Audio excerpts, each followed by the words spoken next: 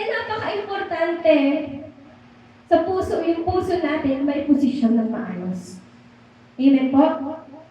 Bakit? Ano ba nga ba ang puso? Sabi sa Jeremiah 17 verse 9, a human heart is the most deceitful, all things, and desperately wicked. Kung makita natin, wicked, mang-mang to. Yun yung mga tao nabigo sa pag-ibig. Amen? Ayan. Sinasabi dito, ang definition sa puso, deceitful in all things. Sa lahat ng bagay. At higit sa lahat, desperately wicked. Pag sinabi mo kasing deceitful, ito yung kaya kang i-mislead. Misleading. Amen? Kaya minsan, di ba, sinasabi mo, kahit matalino man yan, bobo yan sa pag-ibig. May mga ganun tayo sa lito.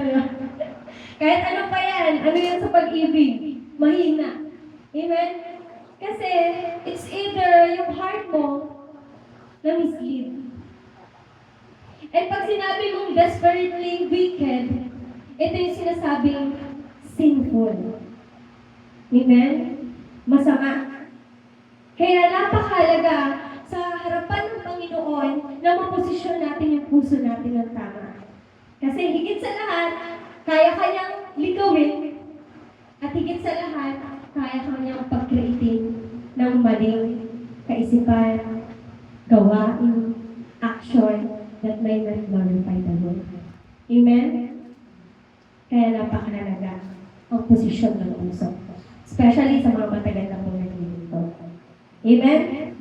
Ayan. So, sabi niya rin dito, sa Matthew chapter 12, verse 34, kayong lahi ng mga ulupong, paano kayo makakapagsalita ng mabuti, kayong masama kayo?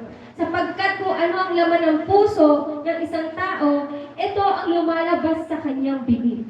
Ito yung time na pinapersecute si Jesus Christ kasi nagpapagaling siya nung araw ng kahihinga. Sinasabi ng mga Pariseo, yung kapangyarihan na meron siya, galing kay Satanas. So, yung puso ng Pariseo, that time, hindi maayos.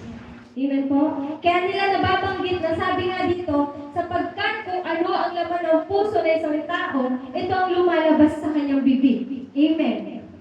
Kaya pag galit ka, huwag ka munang magsalita, kapatid. Amen? Kapag galit ka, iposisyon mo muna yung puso mo, kapatid. Ayan, bato-bato sa lahat, tamaan magbago. Amen?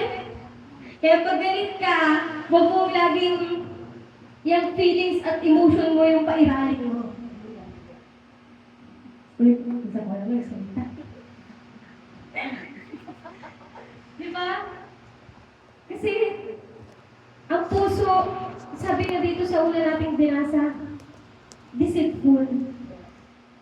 Baka pwede mong sabihin, sinabi mo, doon sa pinagsabihan mo, during na galit ka.